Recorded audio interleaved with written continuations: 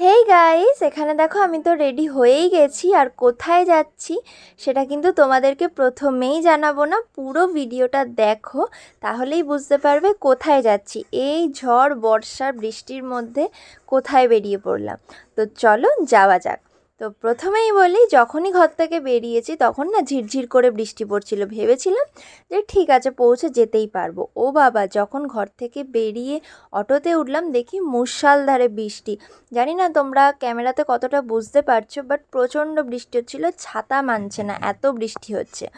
দেন এখানে আমরা বাসে উঠে পড়লাম, তার মধ্যে চুল পুরো মানে অর্ধেক ভিজেই গেছি আমরা। দেন বাস থেকে নেমে চলে এসেছি আমি বনুর কাছে। হ্যাঁ, আমি আজকে বনুর কাছেই গেছিলাম ওর সাথে একটু খেলু করতে। অনেক দিন দেখি না, তাই ইচ্ছা হলো যে যাই ঘুরে আসি, তাই জন্যই আমি আর মামা চলে গিয়েছিলাম ওর কাছে।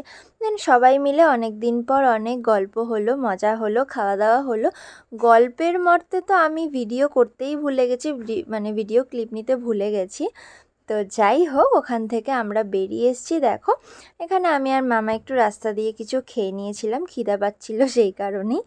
তো এদিকে খাওয়া দাওয়া হয়ে গেছে, যখন আমি বাড়ির দিকে এসছি দেখো অত বৃষ্টি হলো যে আমাদের এখানে আবার জল হয়ে গেছে। মোটামুটি মানে আমাদের এখানে জল কোনোভাবেই নামতে এমনিই চায় না, তার মধ্যে এত বৃষ্টি হচ্ছে কদিন ধরে, জাস্ট অতিষ্ঠ করে দিচ্ছে। চলো টাটা।